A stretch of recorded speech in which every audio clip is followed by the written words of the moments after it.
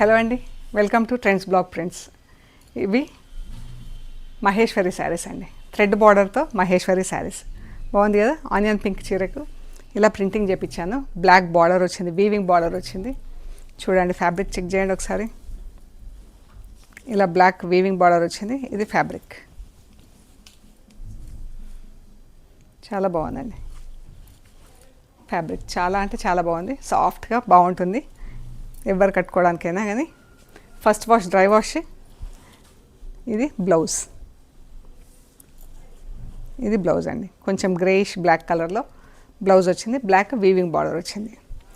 So ఇది వచ్చేసి 5200 plus shipping అండి. First wash compulsory, dry wash.